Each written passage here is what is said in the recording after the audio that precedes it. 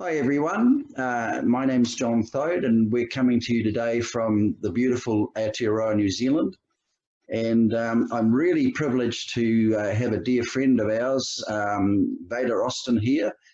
And she's been doing some remarkable work with water. And I guess many of you are familiar with the work that was done by Dr. Masaru Emoto on the projection with intention of images into water. And that was a very seminal work at the time. And over the last 8 years, Veda has taken this work and developed it in a way beyond what any of these other people can imagine as well too. So I've been in communication with Veda now for quite a few years, and frequently she would be sending me these photos and saying, you know, what do you think of this and what do you think of this? And it was really exciting to watch the progression of these pictures. What was happening was we were getting visual images being projected into water, and they were a lot of them in the early days were quite basic. But as she developed her science around this, they became clearer and clearer. And not so long ago, we even moved into another stage as well too, where it was becoming clear that water had a consciousness and was able to be communicated with. And I was kind of sitting there stunned thinking about this as well too. Maybe what we'll do first is ask you, Veda, to tell us a little bit about, you know, what you're doing and how this all works anyway. Yeah, absolutely. Thank you so much, John. So, yeah, it's just coming up to 8 years now. I've started this research, and it happened really organically. I was inspired by Masaru Emoto and another photographer who photographed water microscopically similar to Masaru Emoto. His name's Laurent Costa. And what was interesting about Laurent's work was he wasn't just photographing water crystals that took on geometries. He was photographing water that took on imagery. So this is his book, Into the Heart of Water, and you can see that there's a heart on the front. Around the same time, I was inspired by this really obscure piece of information that I read that I was inspired by a doctor called Dr. Thomas Hieronymus. And he was a radionic engineer, and he went to a French meat market, and he observed something very unusual. He observed that their freshly placed organs were creating what seemed to be almost mirror imagery on the glass behind them in frost. So the frost had started to crystallize in the shape of the heart organ or the liver organ or the kidney organ. And his idea was that there was still some kind of life force energy emanating out of these fresh organs that were projecting that life force energy through crystallography. So I thought that was fascinating. So I thought, well, you know, I am a living, breathing person, and what if my hand could somehow influence water? And what if I froze it and see what would happen? Would I see an image of a hand? And Masaru Emoto, Laurent, that they were using microscopes, and at the time I didn't have a microscope. I really just had the camera on my phone. And I had a petri dish like this, so I put some water in the petri dish, and my idea was that I would just sort of influence it somehow. I'd think something, or maybe whatever, and freeze it. But I noticed that there was some fluff in the water, and I was like, oh God. So I put my hand in to take the fluff out, consciously thinking, oh, I wonder if my hand will have an impact on the water's memory, because I was still wanting to discover for myself if water really could or show that it had some kind of memory, because I'm all about discovering things for yourself. And so I was thinking about Dr. Hieronymus's observations as well. So I froze the water, I pulled it out several hours later, and I wiped the frost off the back, I held it up to the light, and I took a photo on my iPhone, and the photo was remarkable. It's what really spurred on this body of work. So I'll show it to you so you can have a look. So bear with me because it's all rather new. Yes, But we'd love to see it too. It's great. Wow. Can you see that? Absolutely. So, yeah.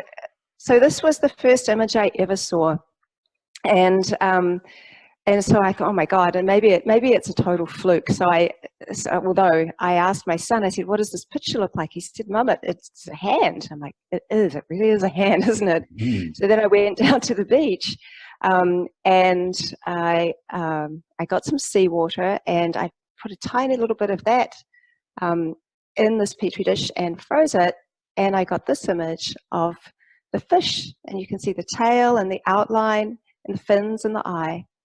And so, okay, and so they now have over 10,000 photos of images that look like what they were influenced by. But I started to refine and develop a technique which was no longer just about freezing the water completely, although, you know, even those images, although, you know, they are not as clear as what I'm getting now, they're still pretty profound. So I started to observe water as it's in stages of freezing. And I really believe that observation is one of the best methods of understanding life. Give it time, like watch it, observe it. And so as water begins to freeze, I see, you know, you can start watching the little shoots, the ferns start to shoot out. And there's lots of images on and YouTube videos of watching like a bubble begin to freeze. And it's really satisfying. You just get to see the natural organic patterns start to form. But it also shows that what is showing in the crystallography that I'm doing is not water forming natural patterns. It appears to be forming an almost an intelligent, like an intelligent designer. And what I'm seeing is like my thoughts crystallized in ice. So there is a stage between liquid and ice that Gerald Pollack talks a lot about. It's this fourth phase of water.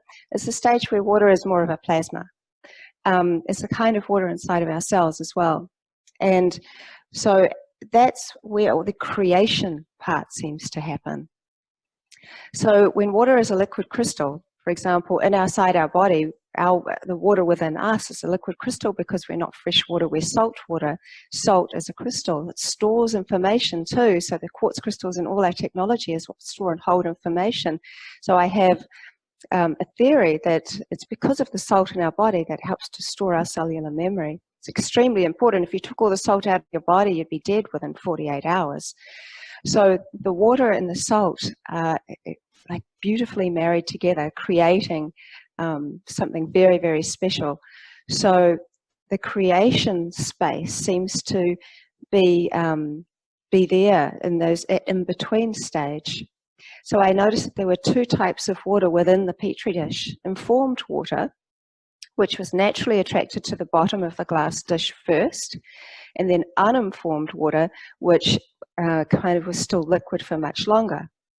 So I developed a technique to get rid of the uninformed water and look at the crystalline architecture that was on the bottom of the petri dish. And that gave me a much better view, a more 3D view of water, as it had created so quickly imagery relative to the influence. Cool. That's amazing. And yeah. What I was noticing too a little bit later on is that the detail was starting to become slightly more intricate. And I was thinking just then of one that you had done of hieroglyphics, and the hieroglyphics are something that are quite a detailed thing. And maybe if you could just show us that one, and this had come a little bit after your hand one, maybe you could show us that picture of the hieroglyphics now, and how that image was put into water as well too. Sure. Let me just find it for you. Where are we? There we are. Yeah, so this was one of my repeat studies. As I've advanced along, I wanted to see if water would show this imagery repeatedly. So as it says on this, I had an A4 piece of paper, and that I printed out the tablet, which is on the right. I printed that image out, and I put 3 petri dishes of water on top of the image. And the results are all the separate water tests that I did that all show the hieroglyphic imagery. Beautiful. So that was kind of like beginning to, step up into another level again too. I guess, what's exciting for me, as a spiritual teacher, we're, communicating or helping people to remember the nature of spirituality and who they really are. And a lot of the people that we're sharing this knowledge with are awake, or they're semi-awake as well too. But there's another group of people that are, kind of on the edge of it. And these are people that are questioning anything to do with spirituality. And they are people often that only believe what's really in front of their face a lot of the time, And what was exciting for me about this work as you were bringing it through was, in a sense, this was a proof of spirituality. Here you are having a conscious thought and then projecting that conscious thought into water, and the water was responding as well too, and giving that picture back. And then we kind of moved to another level again, where you began to communicate, and you said to the water, hey, what's my name? And you've got an amazing picture. If you maybe just tell a little story about that as well too. I mean, that just kind of was one of the many that had blown me away as well too. Yeah, sure.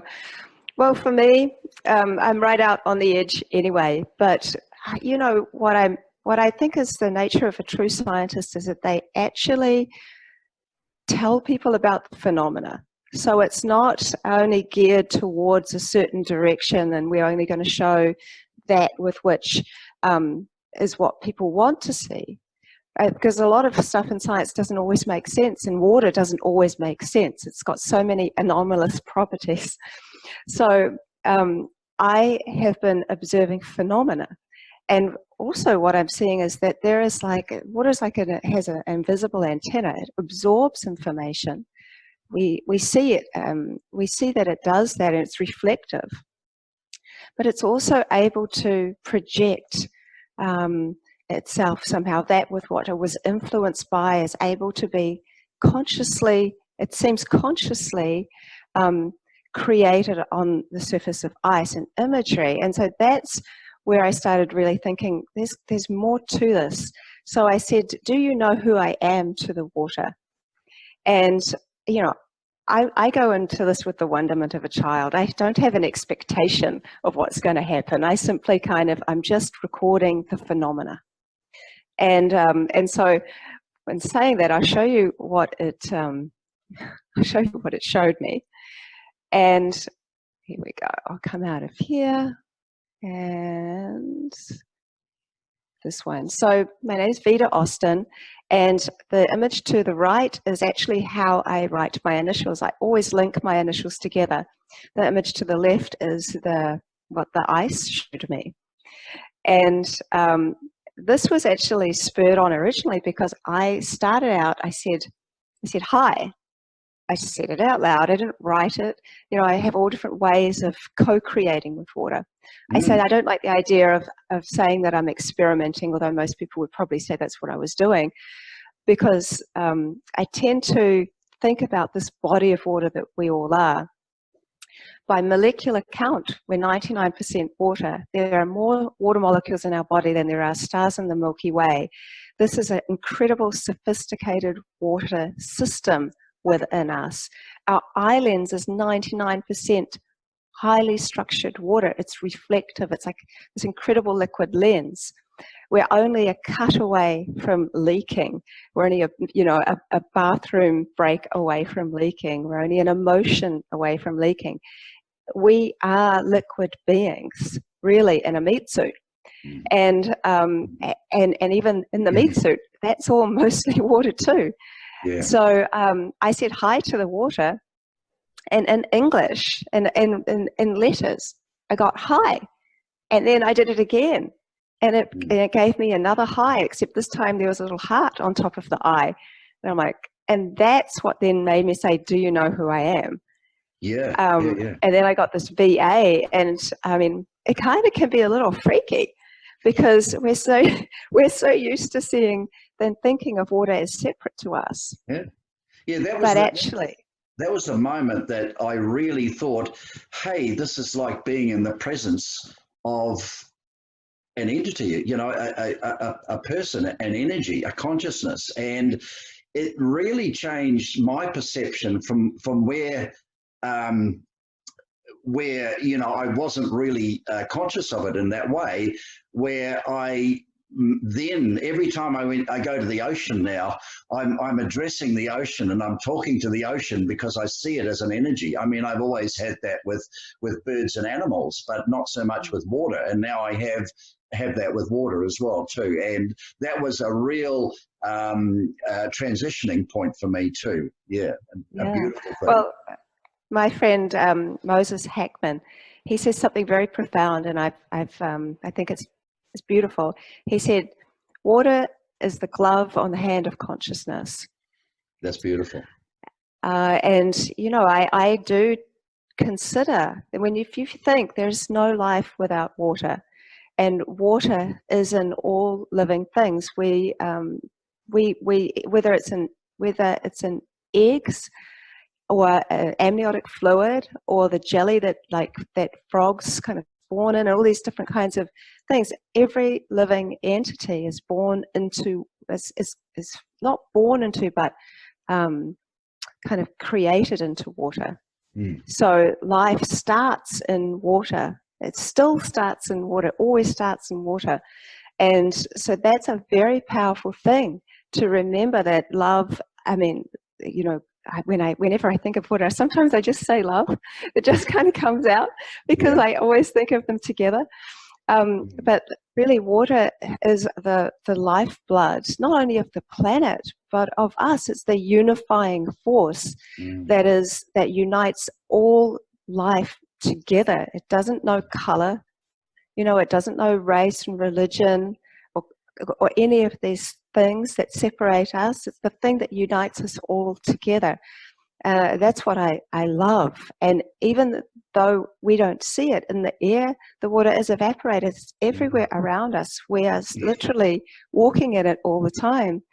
I think that's how we can feel energy as well, because I think we have these different stages in the body because we have this incredible electrical field. So the liquid water is there within us, but you know, you can measure how far the heart energy goes, you know, far outside of the body. But one of the ways that can potentially be measured, I think, is because the evaporated water is still connecting with us, like from the liquid it goes into the gas, but it's still part of our energetic field, and it can travel through that way, which is how we can feel how somebody feels to us without any, you know, you walk into a room and someone's been fighting, but you can see, and there's no one there, but you can feel the energy is still there. When you hug someone, you can feel their energy. You know, you can, when you're standing close to somebody, you can get a sense for them. And I think it's because there's an invisible connector, and that connector is a type of water that we're feeling through. Yep, lovely. Yeah, I feel like I found a new buddy. Yeah, that, you know, has been there forever. It's like, whoa, you know, and it really has changed my perception of it too. And one of the other ones that you sent me, you know, a little while ago that moved me, and I, you know, like I had tears running down my cheeks as well too, was when you asked the water about your mother. And do you want Yeah. to just tell us that little story, because that is just so beautiful. Thank you. Yeah. Well, my mum was a walking angel, and she died in 1999. And so I said to the water, can you connect to my mum? And so I used to live in Japan, and so my mum and I would communicate through letters. It was before the day of email. And so at the end of every letter, she would write a circle with a heart inside. So when I asked the water if it could do that, I'll show you the image that I got. So to the left, this was the image that I got first. So you can see it's a circle, kind of a circle with a heart in the middle.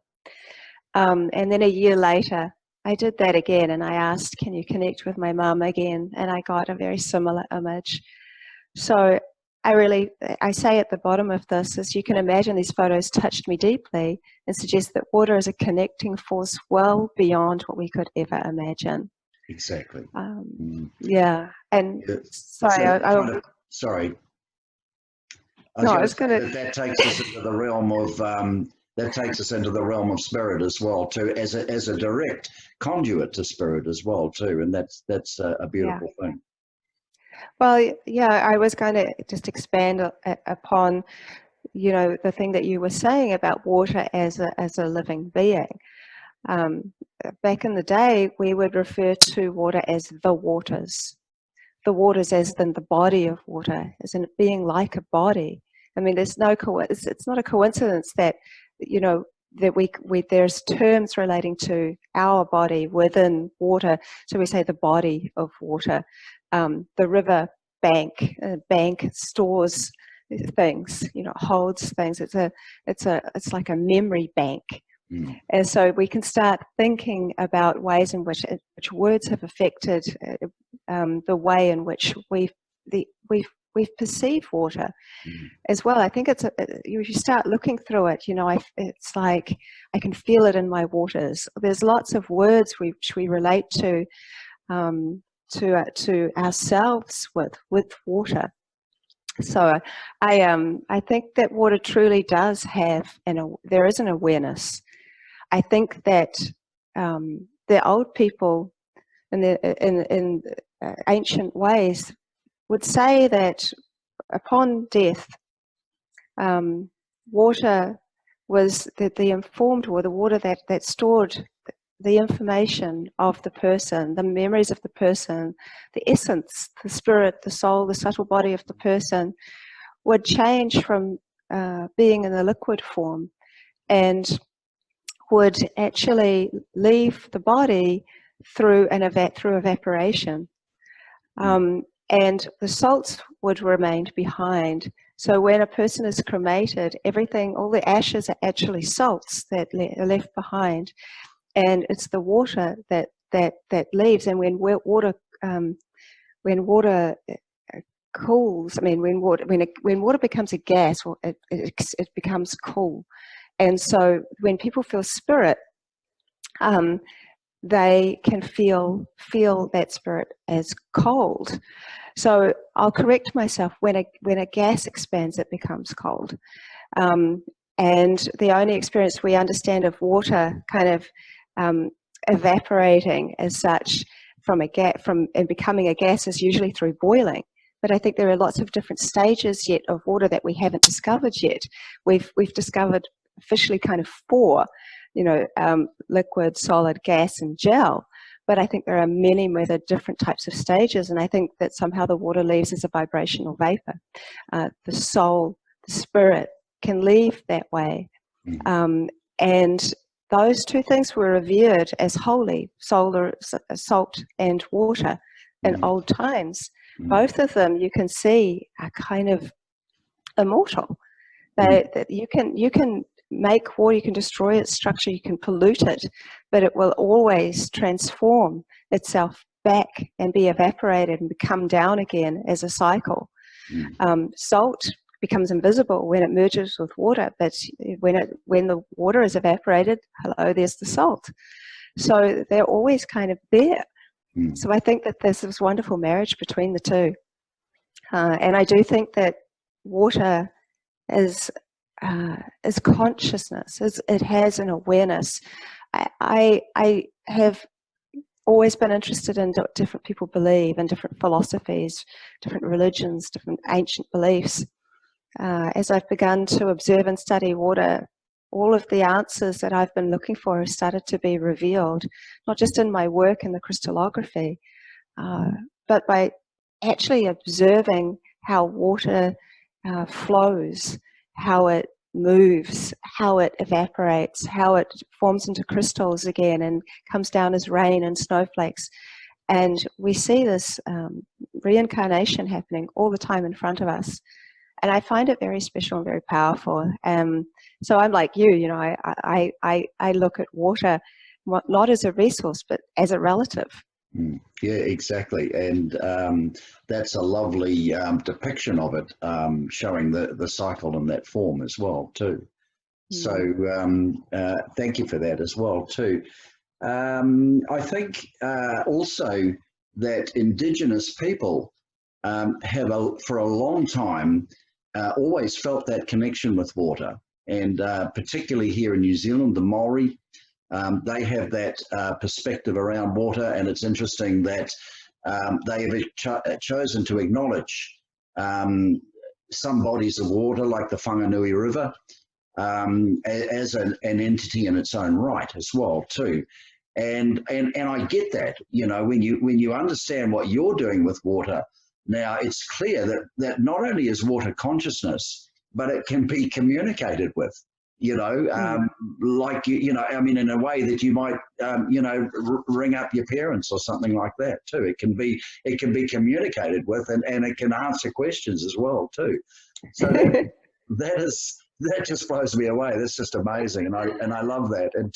And just briefly, if we also talked about the fact of your special relationship with water, and you wanted to see that, okay, is it just Veda and her special relationship creating these images? So you've tried some other interesting experiments where you rang a friend in the United States, and you asked them from the other side of the planet to project something into the water. Can you just tell us that little story and show us that picture as well too?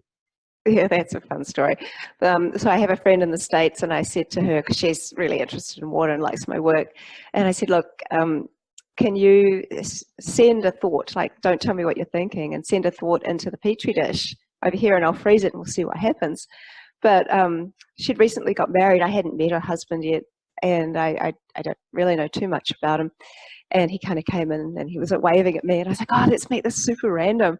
And I said, do you think he would mind sending his thought into the Petri dish? And she asked him, and he kind of probably thinks I'm nuts, but anyway, he was a good sport, and he thought of something, and then I froze it, I rang her back, and I said, can you show him this image, because I could see something specific in there.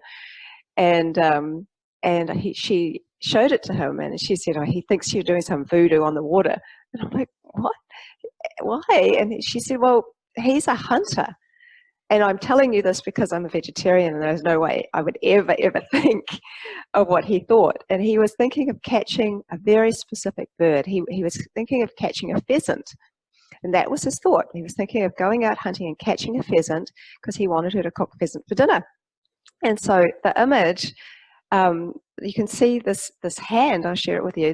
This hand, and it looks like it's literally holding a pheasant. So here's the hand with the fingers, and over here is the outline of the pheasant with his beak and his plumage and his neck and his body and his tail coming down here.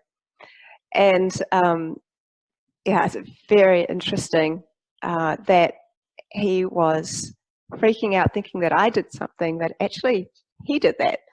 And that was what was amazing. And I have had various friends, a colleague of mine, Laura Colton, and she had a fabulous result where she put water beside a bowl of fruit, and what was mostly in the bowl of fruit was apples. And she did this whole experiment herself, where she basically had a photo that she took, and then you can see that there's just an apple, and that's all there is in the whole petri dish. So what I like about her picture is that you can just see an apple with a little stalk, and that is actually all you can see in the petri dish. There is nothing else. It's just a huge apple. So she was fantastic because she did it herself as well, and my children take part in these co-creations regularly, and they can do them themselves as well. So although I won't deny that I feel that I do have a special relationship with water, I also recognize that I'm not the only one, and that other people can do this. And of course, often it's difficult to comprehend and understand that this is possible, because we're very conditioned to thinking a certain way, especially when we are so disassociated with water and ourselves. Even though we can freely say we know how much water we're made up of, we still see ourselves as separate to the glass of water that we're about to drink. We forget to think that when we drink it, it literally does become a part of us. So my son... I was just going to say, can I lead that in, because I wanted to have a drink of water, and can I lead that into the fact that not all water is created equal, and you've become very, very aware of that as well too. And this is something that the people watching this video later on are going to be particularly interested in as well too, because the water that we get out of our tap is not like the water that we would get out of a spring or out of a river, or even, waters that may be a little impure as well too. So can you maybe just show us the slides that show the different types of water and the way they look when they crystallize as well too, because I think that's really, really important. Sure. Yeah, I mean, part of my 8-year study has been observing water in its natural state and what happens to it after it's gone through a lot of right-angled piping and after it's been through the municipal system. So this first one is the degradation of water, and I've kind of named it in terms of how we feel. But essentially this top row up here, this was direct from a spring. So you can see that it forms this incredibly beautiful hexagonal shape that's kind of colored in with ferning. And then you start to see it turns more into a kind of a flowery shape, and then it turns to a leaf, and then it turns to grass. So these are the more natural formations that you would see, and these have gone through varied forms. This has gone through only one pipe, come up from a bore, whereas these have gone through a few more. So this is like 2 or 3 pipes. This is 4 or 5 pipes. This is, I think, after 5 or 6, 7 pipes. Then we go down into the municipal system. So this one is what I see a lot with just tap water that hasn't even gone through filtration. These guys here are interesting ones. The bottom last 3. The one that says tortured is water after it's been sitting next to a 4G cell tower for 15 minutes, and the one beside it, which says brain dead, is the one of water after it's been sitting beside a 4G cell tower for half an hour. And the flat line is water that has been microwaved for 1 minute. So a happy ending of this is that this is the improvement of water observed in crystallography. So the flat line here was the worst of the worst, really, because it doesn't show water doing anything. It's almost like it's kind of just what people would term as dead water. Then you can start to see movement coming back and the circulation reforming. So this is starting from infrared light, and then as well as vortexing. you can see memory returns. So the memory is returning after having been through infrared light, through vortexing, and then also in a singing bowl. I put water into a Tibetan singing bowl and played it for 5 minutes. So I say memory because you can see up here that there's this little memory of being in its hexagonal form. But then we come to the clarity starts to come back. So it's starting to get its life force back. It's starting to form natural kind of leaf imagery. Freedom returns. So this is now not from mechanical influences. This is starting to come from prayer. So it's like water in its worst of the worst state can be healed through, and it always takes a quantum leap of faith when people start getting involved, when people start sending intentional love and blessings to it. So this was from a Hawaiian prayer that was said to water. The one beside it I love because you were involved in this one, John, whereas I invited a number of people from all around the world to send love to the petri dish of water that I had that had terrible structure, and it absolutely reformed to this beautiful natural state of health from intentional love. And this is not to say that it's taking all of the bad stuff out of the water, as in the heavy metals or the fluorides or these kinds of things, because water itself holds those things. But water itself is its own force without that. So structurally it can change. And so then we get to the health returns, where you see water in its most pristine state, which is really from the purest loving intent.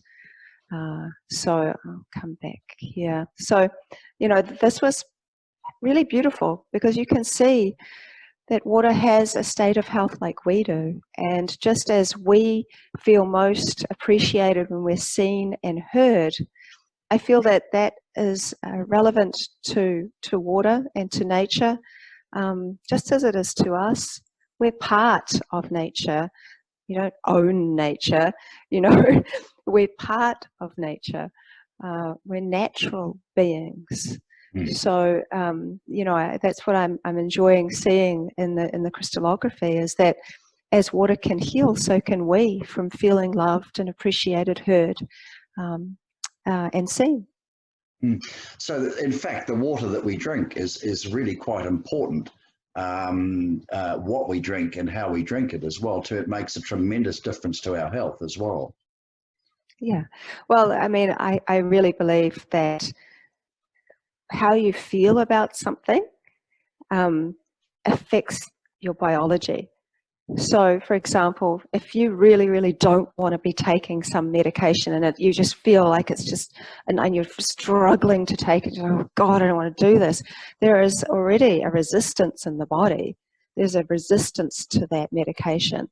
And so when it comes to something that's positive for you, you shift your mindset and you connect to whatever you're putting inside of the body as a positive thing and go, yes, thank you. This is healing me. So I think from different types of water hold and can share different types of information as well. So, I mean, ideally you can connect with that glass of water. And I tend to think, and when I speak in schools, I say to the children, because sometimes I donate a day a month quite often, teaching water science and mixing it with art projects with primary school children. And I say, if you could imagine that your skin was invisible and your organs were see-through, what would you look like? And the children will often say they think we'll look like streams and waterfalls and tributaries. They think, one child said we look like liquid electricity, and another child said we look like a cloud with rain forming in a human shape. And when you start seeing yourself as a liquid system, then you can much freely connect with the water that's in the glass. And then So it seems like we had a little bit of a glitch there for a moment, so we've just returned the recording back on, and I'll hand it back over to Veda again. Thank you. Yeah, I was talking about going to the schools and working with children. And one of the things I love working with children for is because they're so open-minded, and they're not very cynical at that age, and they're just like just so excited to play with a new concept. And so I do a lot of this work with my children, as I mentioned. And so my son Rama, he got a petri dish of water, and he put both his hands around the petri dish. So he went like this, and he wanted to see if the water would show a hand or something like that. And so he did this entire experiment, co-creation himself. Like I said, I don't like the word experiment. And I'll show you because you can actually see his little hands in this. And where are we for Rama? Bear with me. Okay, oh, here we go. So, so that's Rama's, I took a photo of him as he was doing it. So his co-creation's on the right, and you can see multiple hands. And the beautiful thing is that Rama said afterwards, he said, I think that there are more than two hands in the picture, because the invisible hands of water were reaching out to me. And when the water froze, we could see them. Oh, and how old is Rama? He's 12. Beautiful. Mm. Yeah, he's a little sweetheart. But what I love is that it's second nature for them now. So my daughter Shanti and Rama, they both have been doing this for years. And so some of the imagery that I've got in this book that I've just written that's coming up, you know, a lot of the photographs were taken by them, and that was their co-creation. So this is what I love, you know, is teaching the new science of water, because there is an old, more mechanistic science of water out there, and I think now there's kind of a quantum leap in water science and the science of consciousness too, which is starting to view water in a whole new way, which opens up a lot of opportunities for work like this to start to be taken a little seriously. Like I have found that my technique is very practical, and my theory around how the work is happening is simply theory. I'm so open to anybody that could suggest how this is working. I have my idea. I personally think that the water is working as a collective. It's as if all the water molecules are pixels that are creating an image from what it was last influenced by. As if all the water molecules are working as a collective to create imagery on the surface of ice as an intelligent designer. So how it's working, I would love to know. But the body of work, you know, I have over 10,000 photographs of imagery like this, of water that is showing itself in imagery, recognizable imagery, macroscopically. That's what's so cool about it. This isn't, you know, done through a microscope. All these photos are taken on my iPhone. You can see them with the naked eye. And so something huge is happening here, because the comparison between what you see under a microscope compared to what you see in visual imagery, it is intertwining both science and art and consciousness together. And that's what I love about what I'm seeing. That I don't need any kind of verification like this is you know, definitely this is very scientific. Like, I would love people to see that from a scientific point of view, but from a real science kind of point of view, which incorporates all the senses. So I think one of the ways in which a lot of science has developed for many years has been through a kind of a mechanistic way of viewing things, whereas I actually think that potentially that's taken a little bit away from seeing things as a whole. whole living entity, and using all of our senses as well as to how we have connections to phenomena, to forces. Rudolf Steiner talked a lot about where we get our information from, and he thinks that that nature, including water, has great intelligence and wisdom, and that everything that we think is actually taken from that divine intelligence, from the natural world, because we're part of that natural world. And I think that's very beautiful. And yeah, and the beauty of children is that they are just so open-hearted and open-minded, and they haven't been so conditioned by that kind of very sort of you know, when you even me, when I saw the hand in the ice for the first time, I'm going, oh, this can't be real. And I have to go and see for myself, see if it happens again, and see if it happens again. I like to think it's an inquiring mind, but at the same time, you know, it's that thought was, oh, how is it possible? Whereas there is an acceptance with children that go, oh wow, this is so much fun. This is amazing. Yeah, I love that you're sharing it with children, because there are so many millions of young souls being born at this time who are just light years beyond where we are in many, many respects. And, you know, this sort of information is written into their cellular levels. They know it, and by revealing it to them, it kind of wakes up this knowledge in them instantaneously. And it's really nice that you're sharing this with young children like you are, you know. Thank you. I think it's important. And also, I'll kind of touch on some of the sciencey part, because I think that that's also relatively important. I think that if you can do something within some methodology, that's great.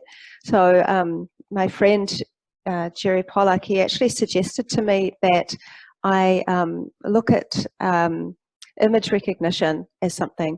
He suggested that I do a survey, a blind survey, where I have 25 images, and I ended up putting a survey together. I simply said, what does this image look like to you? So people didn't even know it was ice. I just had images, and I got them there were little boxes where they could say what they thought the image looked like. And I got other people to post it on social media, so people didn't even know it was coming from me. So I ended up having 298 people do this online survey, and I had 85% plus people being able to recognize the images relative to their influence, which proves that there is image recognition going on with these pictures. So I found that really powerful, because it is a little difficult potentially to kind of quantify, I suppose, what's happening here. So I really appreciated that suggestion from him to do that, because it was a kind of blind study where I'm getting people I don't know, that I've never met, to write what they think these images look like to them. So it took a long time to decipher, because people write things in their own way, but someone would say a hand, then someone would say x-ray of a hand, someone would say, you know, that they'd word it. So I had to go through it. It took a long time, but essentially each person was saying virtually the same thing. Right, yeah. And I like the way that you are putting it out there and testing the work that you're doing, and that you're open to it being tested as well too.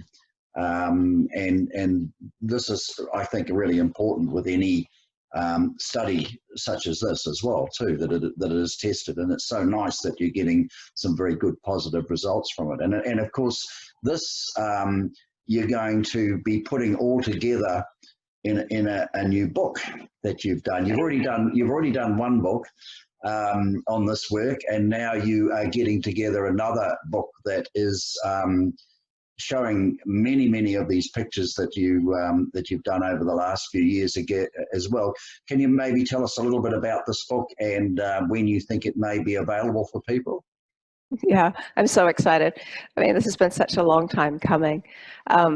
So I'm calling it The Secret Intelligence of Water. And I literally only finished it a couple of days ago. So my hope is that it will be available within the next 10 days. And it's a body of my work. Obviously, it's not the encyclopedia size, which I could put in there, but there's about 120 photos of the work, and beside each photo there is an explanation of what was going on and how that photograph revealed itself. And then really if a picture speaks 1,000 words, then it's kind of this visual thesis really of work. That is very special to me. It's very personal. It is. It's a little bit like my baby. It's like, but at the same time, I feel that water has allowed this to happen. Has designed this just exactly this way, because it's the right time for it to be heard and seen in this way. Just like in Charlotte's Web, in that book Charlotte's Web, the spider has to create and design words so that humans can take notice. Perhaps in a similar way, water is showing what it can do in crystallography, so that we can wake up and see, yes, there is more to this. There is something to be heard and appreciated and seen in this. Yeah, and I think the timing of it is absolutely perfect with what the planet is going through right now. There's a great myriad of energies and emotions out there at the moment, people looking for answers, and I think that this will be like a breath of fresh air. People will look at this book and, it'll begin to make cellular connections inside them as well too. And, in my view, it is proof of consciousness. That this is perhaps not just the consciousness of water, but the consciousness of the planet and universal consciousness, and that is, in my view, proof of consciousness. And I love that this is coming out at this time. It just feels entirely appropriate. And I think it'll make a big difference. And so thank you for what you're doing. It's beautiful. Oh, thank you, John. It's been such a privilege, because you've been watching me do this from the very beginning all the way along and cheering me on, and it really helps when you get so much encouragement when you're doing something a little different, where people could say, "Oh, that's pretty out there," But I think it's important. I think that the work is important, and to feel appreciated for what I'm doing, and for the fact that I feel that I'm the medium, and that water is the artist, and I'm simply presenting the work. I feel very privileged myself that water has allowed me to be part of this project, and to be appreciated by you and other people. It means a lot. Yeah, and the other final thing probably is that, where we are now with it is so exciting, but what I'm imagining about where we can go with this in the future, and the potentials there, I'm just blown away just kind of imagining what that looks like as well too. So, there's more to come here as well. Definitely. Yeah. Well, I won't go into, I could go on and on and on. But there is something exciting I'm looking at doing, because I'm starting to see repeated imagery for certain words. So by taking that word and recognizing the image, I'm kind of developing a system of communication through imagery relating to certain words. So I'm kind of getting 20 words and doing repeat tests to see what that image looks like for that word, and then reading pictures by recognizing the imagery relative to words. Okay. Hey, there's a whole new world there. I know. That is just amazing. So, listen, once again, thanks so much for all that you're doing around this. It's a very, very important thing, and you know, there's going to be a lot of people really waiting in anticipation of this book coming out, and you know, we'll certainly do our part in promoting it, because I just think that the timing of it is just absolutely perfect. So yeah, thank you. Thank you, John. Thank you. All right. See ya. Okay, so we just thought we'd finish this video with just a shot of the cover of Veda's new book, The Secret Intelligence of Water, and she's just going to quickly tell you what this image actually represents. Yeah, so the actual photograph was taken after Water had watched the movie Avatar. So it is a reflective of one of the characters of Avatar. So you can kind of see the patterning of the face and the profile. Beautiful. Thanks, Veda.